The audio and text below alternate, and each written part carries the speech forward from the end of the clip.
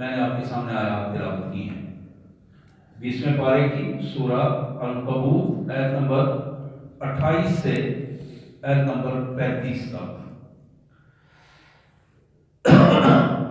آج کی ہماری ان آیات کا ایک خاص موضوع ہے جس پہ آج آیات مبارکہ اور احادیث رسول صلی اللہ علیہ وسلم کے پس منظر میں بات ہوگی انشاءاللہ۔ اللہ نے ایمان والوں کو پاک پیدا کیا ہے، یہ بتایا ہے کہ ایمان طہارت اور پاکیزگی کی علامت ہے۔ میرے آقا صلی اللہ علیہ وسلم نے فرمایا کہ مومن پلید نہیں ہوتا، جس کے اندر ایمان ہے اس کے اندر گندگی اور نجس نہیں ہے، جس کے ایمان میں شک ہے اس میں گندگی اور نجاست ہے۔ یہی وجہ ہے کہ قرآن مجید نے مشرکوں کو نجس کہا ہے، انما المشرکون نجس۔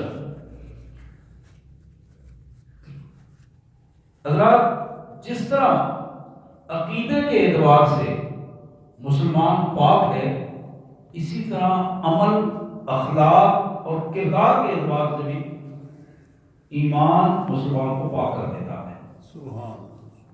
جو بندہ اپنے عقیدے میں خرابی رکھتا ہے، اپنے اخلاق میں خرابی رکھتا ہے، اپنے عمل میں خرابی رکھتا ہے، اس کا کردار داغدار ہو جاتا ہے۔ ایسا فرد جہاں معاشرے میں ذلت و رسوائی کا شکار ہوتا ہے، وہاں اللہ کے حضور، اللہ کے پیارے رسول صلی اللہ علیہ وسلم کی نظر میں کل قیامت کے دن وہ ذلت و رسوائی کا باعث بنے گا۔ ان آیات میں یہی جو ایک پوری قوم لوط کا تذکرہ قرآن مجید نے کیا، اور اس کے پس منظر میں ہمیں جو بات بتائی گئی کہ تمہارا تعلق محمد رسول اللہ صلی اللہ علیہ وسلم سے ہے، تم آخری امت ہو، اور تم سے پہلے جو امتیں گزر چکی ان میں مختلف قسم کے جرائم تھے۔ ممکن ہے تمہارے اندر بہت سارے جرائم ان امتوں کے سارے مختلف انداز میں موجود ہوں۔ اب تمہاری ذمہ داری زیادہ بنتی ہے، اپنے آپ کو بھی پاک رکھو اور اپنے معاشرے کو بھی پاک کرو۔ لوگوں کو جہاں دین کی دعوت دے رہے ہو، وہاں اخلاق اور کردار کی پاکیزگی کا نمونہ اس انداز میں پیش کر دو کہ لوگ تمہارے کردار کو دیکھ کر تمہارے دین اور عقیدے کی گواہی دینا شروع کر دیں۔ آئیے سب سے پہلے ان آیات کا سادہ سا مفہوم، پھر انشاءاللہ اسی پس منظر میں بات ہوگی۔ اللہ کے مبارک نام سے بڑا مہربان، بہت زیادہ رحم کرنے والا ہے۔ وَلُوطًا إِذْ قَالَ لِقَوْمِهِ، جناب لوط علیہ السلام کا اللہ فرماتے ہیں کہ تذکرہ کرو، ان کی بات کرو۔ یہ وہ واقعہ ہے کہ جب وہ اپنی قوم سے خطاب کر رہے تھے، انہوں نے فرمایا انکم لتاتون الفاحشہ، میری قوم تمہارے اندر بے حیائی فروغ پا گئی ہے، بے حیائی بڑھ گئی ہے، اور تم اس کو فروغ دے رہے ہو، اس سے بچنے کی کوشش کرو۔ لتاتون الفاحشہ، تم خود اس بے حیائی کا کردار بن رہے ہو۔ ما سبقکم بہا من احد من العالمین، تم سے پہلے جتنی قومیں گزری ہیں ان میں اس قسم کی بے حیائی نہیں تھی جو تم نے شروع کی ہے۔ اَإِنَّكُمْ لَتَأْتُونَ الرِّجَالَ، تمہارا پہلا جرم یہ ہے بے حیائی میں کہ تم حلال اور پاکیزہ بیویوں کو چھوڑ کر مردوں کے ساتھ بدکاری کرنے کی کوشش کر رہے ہو۔ وَتَقْطَعُونَ السَّبِيلَ، دوسرا تمہارا جرم یہ ہے کہ تم ڈکیتیاں کرتے ہو، راستے روک کر لوگوں کے مال چھینتے ہو اور ان کی عزتیں برباد کرتے ہو۔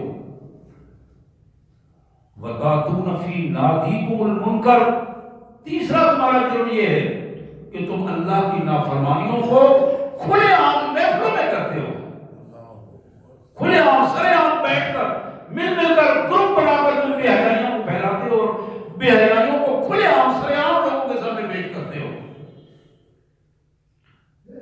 جناب لوط علیہ السلام نے یہ 3 باتیں ان کو بتائیں۔ اللہ فرماتے ہیں فما کان جواب قومه الا ان قالوا ائتنا بعذاب الله ان كنت من الصادقين، سارے لوگ جو قوم کے تھے وہ بے حیا لوگ، انہوں نے مل کر اس کا جواب یہ دیا، لوط اگر تم سچے ہو نا اپنی بات میں، جتنی باتیں تم کر رہے ہو سچے ہو، تم سمجھتے ہو کہ ہم برے ہیں تم ٹھیک ہو، تو جاؤ جس عذاب کی بات کر رہے ہو اپنے اللہ کو بتاؤ وہ عذاب لے آئے۔ اب یہ بہت بڑی جسارت تھی، مجرمانہ کردار رکھنے کے باوجود اللہ کے عذاب کو کھلی دعوت دینا، یہ بہت بڑی جسارت تھی جو انہوں نے کی۔ قال رب انصرنی علی القوم المفسدین۔ جناب لوط اللہ کے حضور رونے لگے، روتے ہوئے درخواست کی کہ میرے پروردگار اس فسادی قوم کے مقابلے میں میری مدد فرما دے۔ یہ قوم اب میری بات تو نہیں سنتی، ان کی وجہ سے معاشرہ فساد سے بھر گیا ہے، اب تو میری مدد فرما۔ اب یہ ایک منظر ہے جس کو قرآن ہمارے سامنے رکھتا ہے۔ اب ایک دوسرا منظر شروع ہوتا ہے، اس کو ایک دوسرے رنگ میں قرآن ہمارے سامنے رکھتا ہے۔ اللہ فرماتے ہیں وَلَمَّا جَاءَتْ رُسُلُنَا إِبْرَاهِيمَ بِالْبُشْرَىٰ، ہمارے فرشتے بھجوائے ہوئے نمائندے، ہمارے پیارے بندے اور پیغمبر جلیل القدر پیغمبر جناب ابراہیم علیہ السلام کے پاس آئے اور انہیں خوشخبری دینے کے لیے آئے۔ بیٹے کی خوشخبری دی، خوشخبریوں سے بھرپور پیغام لے کر ہمارے پیارے بندے ابراہیم کے پاس ہم نے اپنے نمائندوں کو بھیجا۔ قالوا، ساتھ ہی انہوں نے کہا، فرشتوں نے حضرت ابراہیم سے کہا، انا مہلکو آل ہذہ القریہ، یہ جو سامنے بستی ہے نا اس کو ہم تباہ کرنے والے ہیں۔ آپ کو تو ہم خوشخبری دے کے لیے آئے ہیں، لیکن یہ جو سامنے بستی نظر آ رہی ہے اس بستی کو ہم تباہ رگڑ دیں گے، تباہ کر دیں گے، آج پیس کر رکھ دیں گے، اس لیے کہ ان اہلھا کانوا ظالمین، اس بستی کے رہنے والے لوگ اپنے ظلم میں انتہا کو پہنچ گئے ہیں، آج ہم اس کو تباہ کر دیں گے۔ یہ بات اللہ کے فرشتوں نے اللہ کے پاک پیغمبر جناب ابراہیم علیہ السلام سے کہی۔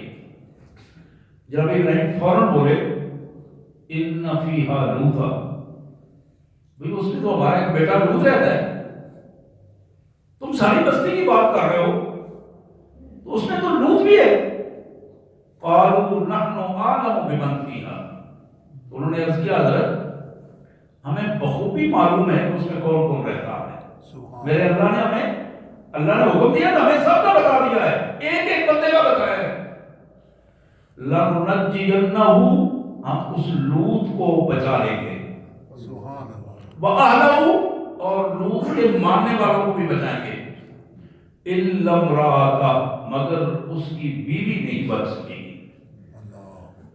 لوط علیہ السلام بھی بچ جائیں گے، ان کی امت کا ہر فرد اس کو محفوظ کر دیا جائے گا، إِلَّا امْرَأَتَهُ، مگر لوط علیہ السلام کی بیوی نہیں بچ سکے گی، کانت من الغابرین، وہ انہی تباہ ہونے والوں میں سے ہے، جس طرح باقی لوگ تباہ ہوں گے اسی طرح وہ خاتون بھی ان کے ساتھ تباہ ہو جائے گی۔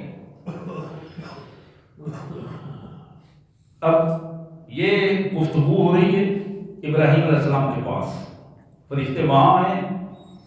اب اس کا ایک تیسرا منظر جو قرآن ہمارے سامنے پھر ایک اور خوبصورت انداز میں رکھتا ہے، اور وہ بڑا خطرناک منظر ہے، بیان کرنے کا سلیقہ بڑا زبردست مالک کا بیان ہے، لیکن بندہ کانپ جاتا ہے اس کیفیت کو سن کر۔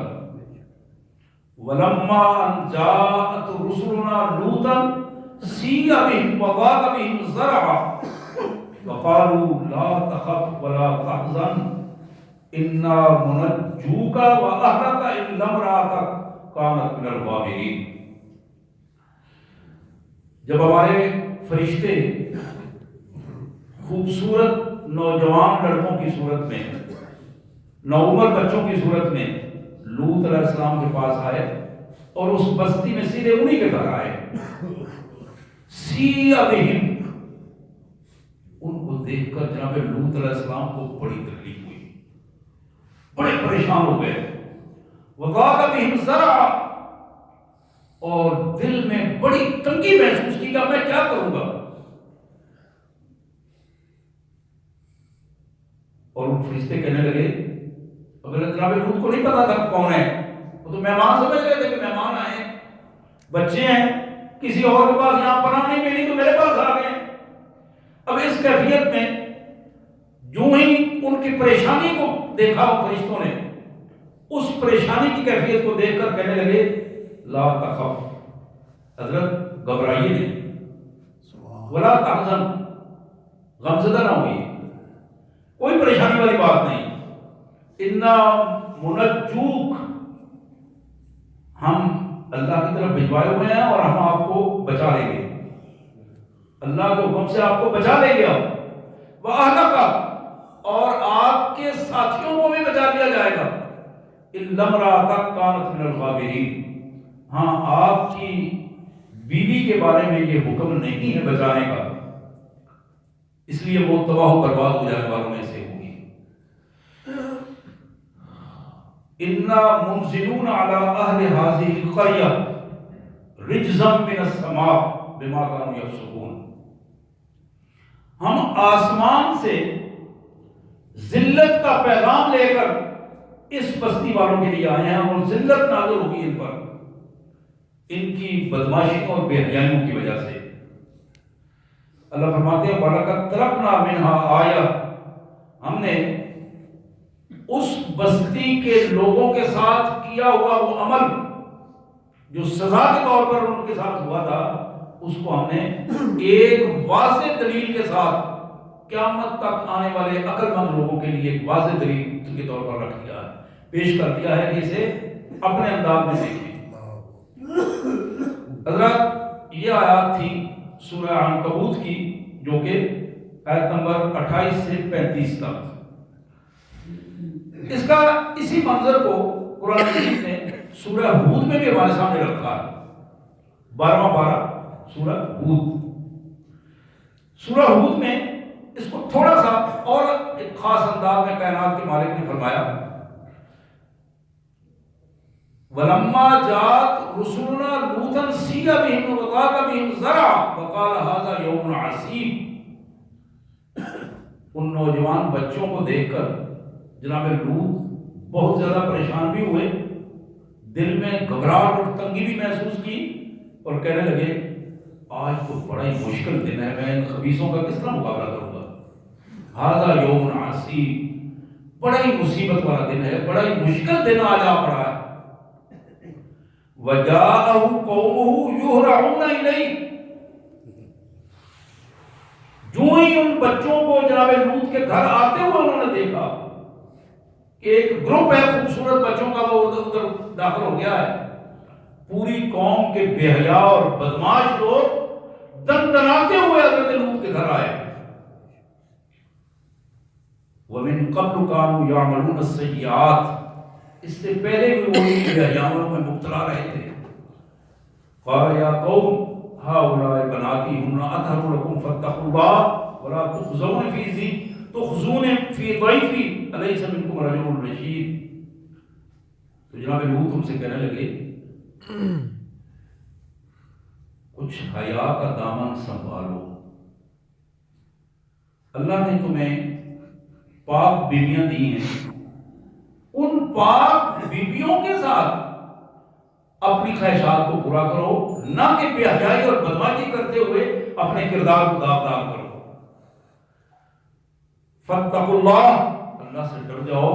ولا تخزون فی ضیفی، میرے مہمانوں کے سامنے مجھے رسوا نہ کرو. الیس منکم رجل رشید، کیا تم میں کوئی بھی ایسا آدمی نہیں جو حیادار ہو؟ کوئی بھی شریف آدمی تمہارے اندر موجود نہیں ہے؟ اب اس کا جواب جو ان ظالموں نے دیا وَإِنَّكَ لَتَعْلَمُ مَا نُرِيدُ، لوگ تم جانتے ہو کہ ہم کیا چاہتے ہیں. لمبی چوڑی باتیں نہ سناؤ ہمیں، نعوذ باللہ، بحث نہ کرو ہمارے ساتھ. تم جانتے ہو ہم کیا چاہتے ہیں، اور ہم وہی چاہتے ہیں جو ہم کریں گے. اب بڑی کرب کے انداز میں اللہ کے پیغمبر نے ایک جملہ کہا، لو ان لی بکم قوہ، کاش کے مادی طور پر میرے پاس طاقت ہوتی تو میں تمہیں پیس کر رکھ دیتا جس طرح بے حیائی کی باتیں تم کر رہے ہو، او آوی الی رکن شدید، کاش کہ میرے پاس تو حکومت کی طاقت ہوتی، اختیار کی طاقت ہوتی تو میں اس سے تمہیں قانونی طور پر جکڑ کے رکھ دیتا۔ اب یہ ساری باتیں وہ فرشتے بھی سن رہے ہیں، وہ قوم کو روکے ہوئے باہر اپنے گھر کے اندر کھڑے ہیں، قوم کو روک رہے ہیں، وہ سارے بدماش اندر آنا چاہتے ہیں۔ قالوا یا لوط، اب فرشتوں نے بات کھول دی، انہوں نے اللہ کے پیغمبر کو خطاب کر کے کہا، جناب لوط، انا رسول ربک، ہم تیرے پاک پروردگار کی طرف سے تیری طرف آئے ہیں، سبحان اللہ، گھبراؤ نہیں، لن یصلوا الیک، یہ نہ تمہیں کوئی تکلیف پہنچا سکیں گے نہ ہماری طرف دیکھ سکیں گے، کوئی پریشانی والی بات نہیں۔ فَأَسْرِ بِأَهْلِكَ بِقِطْعٍ مِّنَ اللَّيْلِ، آپ رات کے پچھلے پیر کسی حصے میں یہاں سے آہستہ سے نکل جاؤ، وَلَا يَلْتَفِتْ مِنْكُمْ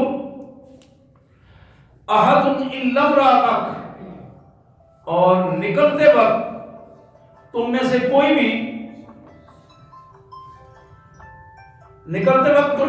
بھی پیچھے مت دیکھے، کوئی فرد بھی پیچھے مت دیکھے، اور ہاں اپنی بیوی کو بلانے کی کوشش نہ کرنا، نہ ہی اسے ساتھ لے جانا، وہ انہی کے ساتھ تباہ و برباد ہو جائے گی۔ انہو مصیبہا ما اصابہم، اسے بھی وہی سزا ملے گی جو ان باقیوں کو مل رہی ہے۔ ان موعدہم الصبح، اللہ نے ان کی سزا کا ٹائم صبح کا مقرر کر دیا ہے، صبح جب پو پھٹے گی ان پر اللہ کا حکم جاری ہو جائے گا۔ الیس الصبح بقریب، صبح تو آنے والی ہے، تو پریشان ہو، صبح آنے والی ہے، ابھی بالکل کام سیدھا ہے، اور یہ رات کا وقت، رات شروع ہو چکی تھی۔ اب اللہ تعالیٰ اس آخری حصے کو 2 آیتوں میں بیان کرتے ہیں جو میرے اور آپ کے لیے بڑی اہم ہے۔ فلما جاء امرنا، صبح کا وقت ہو گیا، ہمارا حکم آ گیا، عذاب نازل ہونے کا وقت آ گیا، اس کا پہلا عمل یہ تھا، جعلنا عالیہا سافلہا، ہم نے پہلے حکم کے تحت اس پوری زمین کے حصے کو اٹھایا، اوپر لے جا کر الٹا کر دیا، فرشتوں کو حکم دیا کہ یہ پہلا کام یہ کرو۔ وَأَمْطَرْنَا عَلَيْهَا حِجَارَةً مِّن سِجِّيلٍ مَّنضُودٍ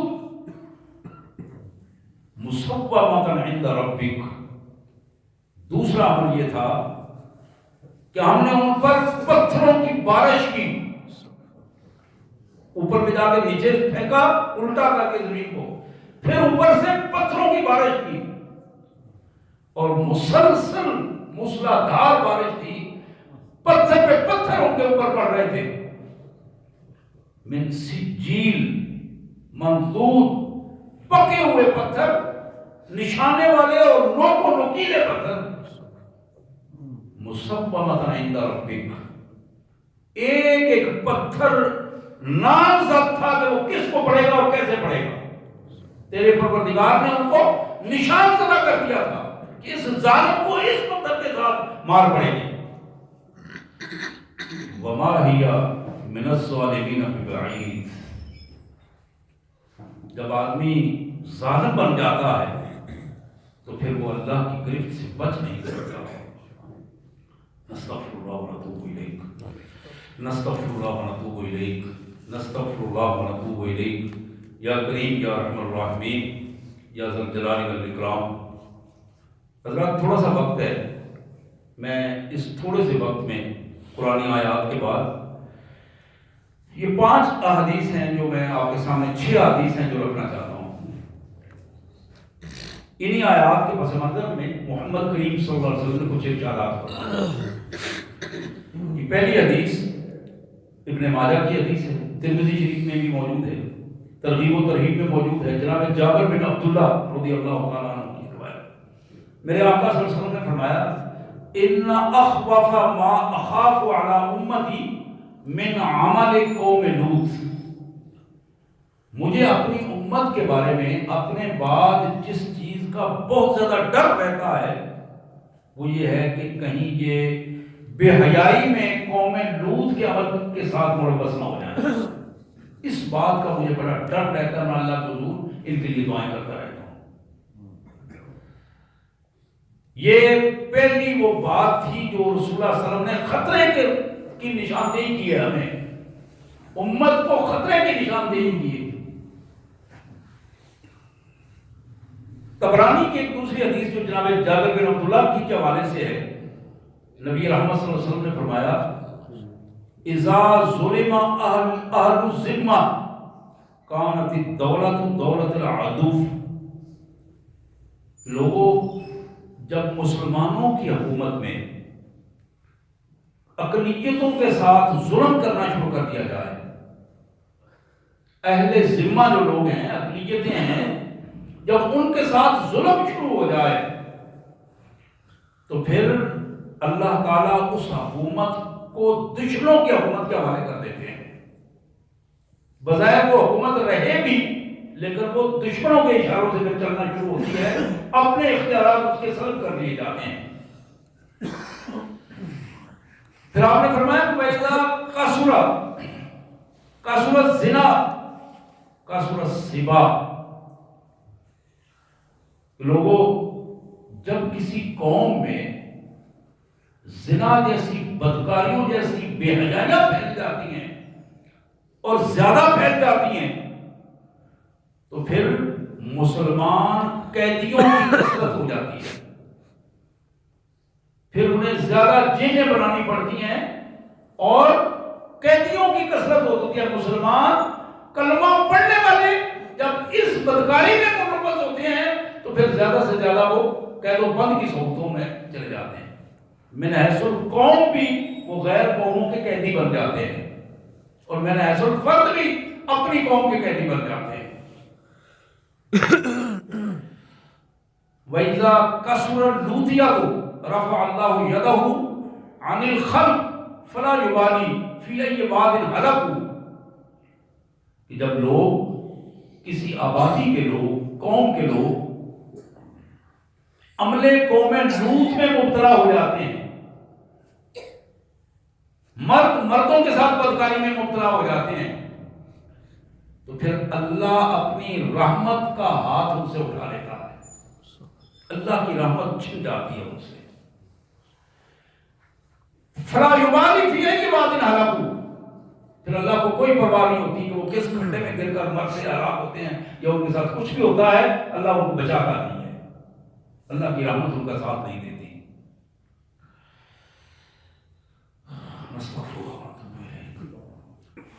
حضرات تیسری حدیث بخاری شریف کی حدیث ہے، جناب ابو ہریرہ رضی اللہ تعالیٰ عنہ کی یہ روایت، اربعۃ یصبحون فی غضب اللہ ویمسون فی سخط اللہ، چار قسم کے لوگ ایسے ہیں جو صبح جب ہوتی ہے تو پھر بھی اللہ کے غضب میں ان پر صبح ہوتی ہے، اللہ کا غضب ہوتا ہے، اور جب شام ہوتی ہے تو پھر بھی وہ اللہ کی ناراضگی میں سوتے ہیں۔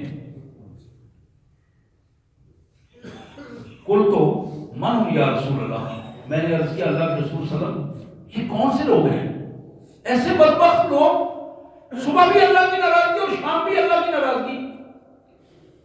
تو آپ نے ارشاد فرمایا المتشبہون من الرجال،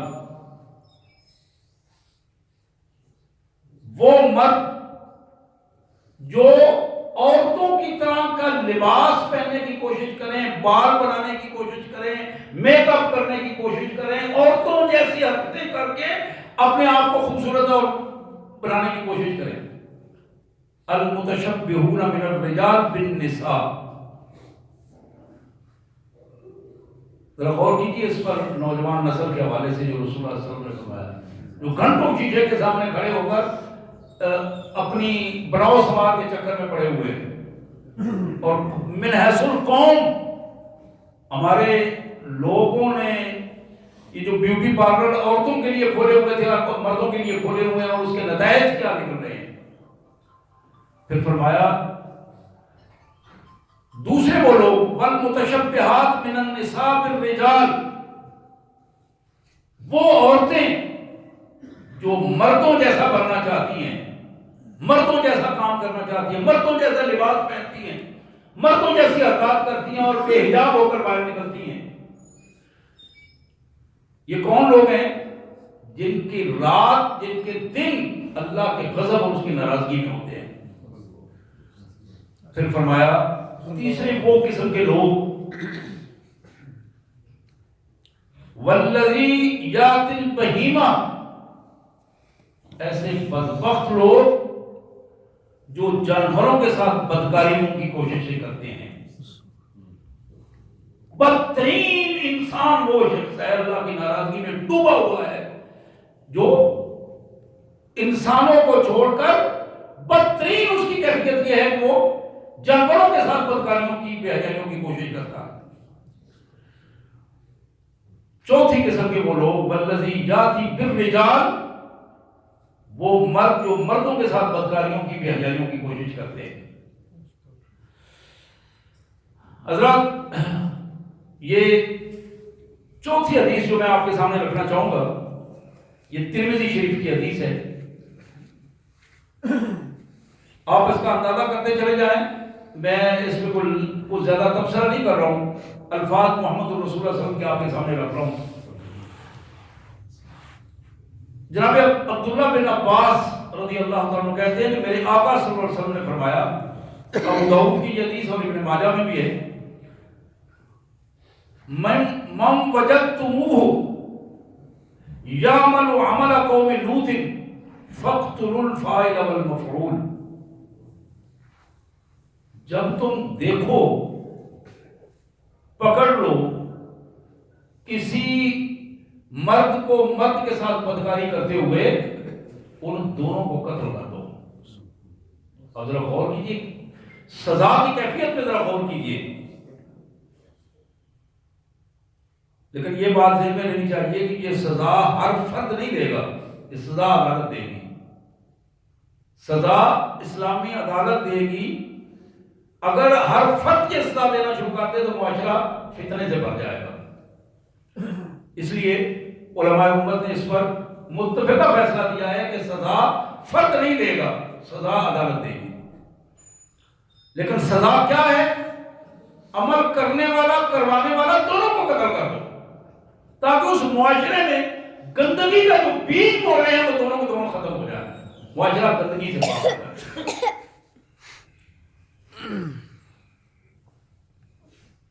حافظ منذری رحمت اللہ علیہ، جنہوں نے حدیث کی کتاب مرتب کی، ترغیب و ترہیب، انہوں نے فرمایا کہ 4 حضرات، جن میں جناب ابوبکر صدیق، جناب علی کرم اللہ وجہہ، جناب عبداللہ بن زبیر اور خلیفہ ہشام بن عبد الملک، ان 4 افراد نے مختلف مواقع پر بھی اس سزا کو رائج کیا تھا کہ اگر کوئی شخص ایسا پکڑا جائے، سامنے آ جائے، شہادتیں پوری ہو جائیں، تو پھر عدالت کی ذمہ داری یہ ہے کہ اس کو جلا دیا جائے، جلا کے مارا جائے. یہ حدیث پاک میں جو آپ کے سامنے رکھ رہا ہوں، ذرا اس پہ غور کیجیے. رویہ ابن ابی دنیا ومن طریقۃ البہقی باسناد جید عن محمد بن منقدر، جناب خالد بن ولید نے حضرت ابو بکر رضی اللہ عنہ کو خط لکھا. ان خالد بن ولید کتب الی ابی بکر انہ وجد رجلا فی بعض ذبائح العرب. انہوں نے کہا کہ ہم نے ایک ایسا بندہ دیکھا ہے جو بندوں کے ساتھ اس طرح نکاح کرتا ہے، اس طرح کی حرکات کرتا ہے جس طرح اپنی خواتین کے ساتھ انسان کے تعلق ہوتے ہیں. اس کا کیا حکم ہے؟ خالد بن ولید رضی اللہ عنہ نے امیر المومنین سے یہ پوچھا کہ اس کے ساتھ کیا کیا جائے جو معاشرے میں یہ برائیاں پھیلا کے بھی حیائی پھیلا رہا ہے. فجمع لذالک ابو بکر اصحاب رسول اللہ، حضرت ابو بکر نے صحابہ کرام کی میٹنگ بلائی، سارے صحابہ کرام کو جو موجود تھے بلا کے ان کے سامنے مسئلہ پیش کر دیا۔ فیہم علی بن ابی طالب، اس میں علی بن ابی طالب رضی اللہ تعالیٰ عنہ، حضرت علی کے بارے میں حضور کا فرمان ہے کہ وَقَضَاهُمْ عَلِيٌّ، فیصلہ کرنے میں حضرت علی رضی اللہ عنہ کو اللہ نے خاص صلاحیت دی۔ تو حضرت علی نے مشورہ دیا، ان هذا ذنب لم تعمل به امۃ الا امۃ واحدہ، امیر المومنین یہ وہ گناہ ہے سوائے ایک امت کے جو حضرت لوط علیہ السلام کی امت تھی، اس کے علاوہ تاریخ میں کسی امت کو میں نے حضرت امت کی جرم نہیں کیا کسی نے۔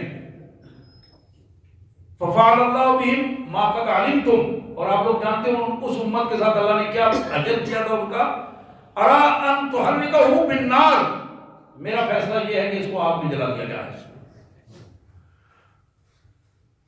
فاجتمع رأی اصحاب رسول اللہ، اللہ کے رسول صلی اللہ علیہ وسلم کے صحابہ اس پر اتفاق کیا، صاحب اجتماع صحابہ کا اس پر ہوا، اور امر ابو بکر ان یحرق بالنار، حضرت ابو بکر رضی اللہ عنہ نے حکم دے دیا کہ اس بندے کو، حضرت خالد بن ولید کو حکم دیا کہ اس کو پکڑو اور لوگوں کے سامنے اس کو آگ میں جلا دو، جو بدبخت پورے معاشرے کو برائیوں سے کاٹ دینا چاہتا ہے۔ حضرات یہ آخری حدیث ہے جو میں آپ کے سامنے پیش کر رہا ہوں، یہ مستدرک حاکم میں، ابن ماجہ میں، ترمذی میں، ترغیب و ترہیب میں حضرت ابو ہریرہ رضی اللہ عنہ کے حوالے سے یہ حدیث مبارک موجود ہے، اور اس حدیث مبارک کو میں نے آخر میں اس لیے رکھا ہے آپ ذرا توجہ سے اسے سنیں اور اس پر توجہ سے عمل کرنے کی کوشش کریں، اور ان 7 قسم کی برائیاں جو بتائی ہیں ان 7 قسم کی برائیوں سے ہر وقت اللہ کی پناہ مانگیں اور اپنے آپ کو بچانے کی کوشش کریں۔ جناب ابو ہریرہ کہتے ہیں کہ رسول کائنات صلی اللہ علیہ وسلم نے فرمایا، لعن اللہ سبعۃ من خلقہ من فوق 7 سماوات وردد اللعنۃ علی واحد منهم 3، اللہ نے 7 قسم کے بندوں پر 7 آسمانوں کے اوپر سے لعنت کی ہے، اور ہر قسم کے بندے پر 3 دفعہ لعنت کی ہے، وردد اللعنۃ 3 دفعہ لعنت کی ہے، وَلَعَنَ كُلَّ وَاحِدٍ مِّنْهُمْ لَعْنَةً تَكْفِيهِ، اور ہر گروہ کے لیے یہ لعنت اللہ کی رحمت کی پھٹکار، رحمت سے دوری اور لعنت کی پھٹکار، یہ وہ کیفیت ہے کہ ان تینوں گروپوں کے لیے اور 7 گروپوں کے لیے تباہی اور بربادی اور ذلت کے لیے کافی ہے۔ قال رسول اللہ صلی اللہ علیہ وسلم ملعون من عمل عمل قوم لوط، اس جملے کو 3 دفعہ آپ نے دہرایا، ایک دفعہ نہیں 3 دفعہ دہرایا۔ لوگوں کو شخص جو مردوں سے بدکاری کرنے کی کوشش کرتا ہے، یہ بندہ لعنت زدہ ہے، اللہ اس پر، اللہ کی لعنت ہے، اللہ نے 7 آسمانوں سے اس پر لعنت کی ہے، 3 دفعہ لعنت کی ہے۔ محمد رسول اللہ نے 3 دفعہ یہ الفاظ دہرائے۔ پھر فرمایا ملعون من ذبح لغیر اللہ، ملعون ہے وہ شخص، لعنت زدہ ہے وہ شخص جو اللہ کے علاوہ کسی اور کے نام پر کسی جانور کو ذبح کرے۔ جانور حلال ہے، ذبح کرنے والا مسلمان ہے، کلمہ پڑھنے والا ہے، لیکن اگر وہ کسی کی تعظیم کے لیے کسی ایسی جگہ پر جہاں مشرکانہ رویے ہو رہے ہیں وہاں جا کے جانور کو ذبح کرتا ہے، اللہ کے علاوہ دوسرے کی تعظیم میں ذبح کرتا ہے، بے شک وہ اللہ اکبر کا لفظ پڑھ رہا ہے لیکن تعظیم دوسرے کے لیے ہے، اس کو پیش دوسرے کے سامنے کر رہا ہے، یہ بندہ بھی ملعون ہے، لعنت ہے اللہ کی اس پر۔ پھر نبی رحمت صلی اللہ علیہ وسلم نے فرمایا من اتا شیئا من البہائم، ملعون ہے وہ شخص جو کسی جانور کے ساتھ کسی بھی سطح پر بدکاری کی کوشش کر رہا ہے۔ پھر آپ نے فرمایا ملعون من عق والدیہ، لعنت ہے اس شخص پر، اللہ کی لعنت ہے اس شخص پر جو اپنے والدین کے ساتھ نافرمانی کا رویہ رکھتا ہے، والدین کا احترام نہیں کرتا، والدین کا احترام نہیں کرتا۔ بات ماننے کی بجائے بحث کرتا ہے کہ یہ کام اس طرح نہیں، اس طرح ہو سکتا ہے، اس طرح ہو سکتا ہے، آگے نئی نئی کہانیاں سناتا ہے. ماننے کی اطاعت کا جذبہ نہیں ہے. حضرات یہ بھی بڑا برننگ پہلو ہے، بڑا برننگ پوائنٹ ہے، اس پہ غور کیجیے. اپنے والدین کی اطاعت بلا چون و چرا کیجیے ہر اس معاملے میں جو بے دینی کا معاملہ نہ ہو. جہاں اللہ نے فرمایا کہ تمہارے والدین تمہیں بے دینی کے معاملے میں بتائیں، وہاں تم کہہ سکتے ہو کہ یہ اللہ کا حکم نہیں ہے. لیکن وَصَاحِبُهُمَا فِي الدُّنْيَا مَعْرُوفًا، دنیا داری میں ان کے ساتھ اچھا رویہ رکھنے میں، گفتگو کرنے میں، اخلاق میں، چاہے والدین کافر بھی ہوں ان کے ساتھ بھی اولاد کو اجازت نہیں ہے کہ ان کے سامنے بولے. فرمایا ملعون من عق والدین، پھر فرمایا ملعون من جمع بین امرأۃ وابنتها، لعنت ہے اس شخص پر، وہ ملعون ہے جس کے گھر ماں اور بیٹی دونوں ایک نکاح میں جمع ہو جائیں. وہ بدکار انسان جو جہاں اس کی بیوی اور پھر بیٹی، چاہے وہ پیچھے جانے والی بیٹی ہو یا اپنی بیٹی ہو، بیٹی بیٹی ہوتی ہے، جہاں بھی کوئی شخص بدکاری کرے یا اس پر نکاح میں دونوں کو جمع کر لے، ایسا فرد ملعون ہے اس دنیا میں بھی اور آخرت میں. پھر فرمایا ملعون من غیر حدود الارض، وہ شخص بھی، اس پر بھی اللہ کی لعنت ہے جو اللہ کے زمین کو، اس کی حدود کو تبدیل کر دیتا ہے. چاہے وہ ملکوں کی حدود ہوں، چاہے وہ 2 مرلے کی بات ہو، چاہے وہ گھر کی بات ہو، چاہے زرعی زمین کی بات ہو. جس نے ایک تن کا بھر زمین دوسرے کی ہتھیا لی، دوسرے کے حق پر قبضہ کر لیا، وہ گھر کی ہے یا زرعی ہے یا کوئی بھی ہے، میرے آقا صلی اللہ علیہ وسلم نے فرمایا تو بتا ملعون ہے، لعنتی ہے، اس پر اللہ کی رحمت نہیں آ سکتی، اس پر ہمیشہ لعنت رہے گی. پھر فرمایا ملعون من ادعا الی غیر موالی، یہ 7واں گروپ ہے. ہر وہ شخص کہ کھاتا تو اور آقا کا ہے اور خدمات اور ہمدردیاں کسی دوسرے کے ساتھ رکھتا ہے، تنخواہ کہیں اور سے لیتا ہے، ہمدردیاں کسی اور سے کرتا ہے. یہ 7 گروہ تھے جن کے حوالے سے اللہ کے رسول صلی اللہ علیہ وسلم نے ہمیں بتایا کہ ان پر اللہ کی لعنت ہے. پہلا وہ شخص جو مردوں سے بدکاری کرنے والا ہو. دوسرا وہ شخص جو اللہ کے علاوہ کسی اور کی تعظیم کے لیے کسی جانور کو ذبح کرے. تیسرا وہ شخص جو جانوروں کے ساتھ بدکاری کا مرتکب ہو. چوتھا وہ شخص جو اپنے والدین کا کھلا نافرمان ہو. پانچواں وہ شخص جو ماں اور بیٹی کو ایک نکاح میں جمع کر لے. چھٹا وہ شخص جو زمین کے حدود کو تبدیل کر کے اپنی مرضی کے مطابق کسی دوسرے کے حق پر قبضہ کرے. اور ساتواں وہ شخص جو اپنے آقا کا نافرمان ہو، اپنے آقا کے علاوہ دوسروں سے ہمدردی رکھتا ہو. حضرات اب صورتحال اس پوری آیات اور ان احادیث کے بعد میں 1-2 جملے اس انداز میں آپ سے عرض کرنا چاہتا ہوں. کوشش کریں کہ اپنے گھروں میں جہاں ہمارا معاملہ چلتا ہے حیاداری کا ماحول پیدا کریں، حیاداری کا ماحول پیدا کریں. اپنے بچوں کو، بیوی کو، بہن بھائیوں کو بٹھائیں، ان کو حیاداری کے معاملے سے گفتگو کیا کریں، ان سے توجہ دلائیں، رشتوں کا تقدس بتائیں.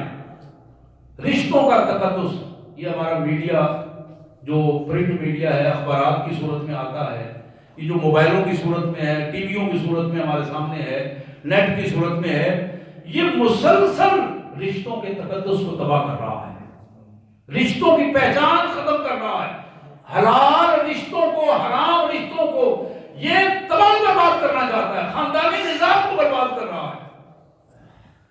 پھر اسی طرح اپنے چھوٹے بچوں پر نظر رکھے، ان کی ایکٹیویٹیز پر نظر رکھے.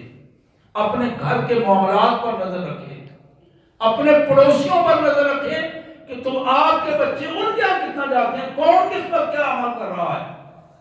اسلام نے بتایا ہے کہ مومن اپنی آنکھیں کھلی رکھتا ہے، مومن سمجھتا ہے، اور اس حوالے سے اپنے بچوں کو اکیلا نہ چھوڑیں، معاشرے کے حوالے نہ کریں، ان پر خود نظر رکھیں اور ان کی خود تربیت کی کوشش کریں۔ جیسے جیسے یہ معاملات ہم کنٹرول کرتے چلے جائیں گے، اللہ کے فضل و کرم سے اللہ کی رحمت تمام پر ہوگی اور ہم اللہ کی طرف سے لعنت سے بچ سکیں گے۔ اللہ ہمیں اس کی توفیق عطا فرمائے۔ وآخر دعوانا الحمدللہ رب العالمین۔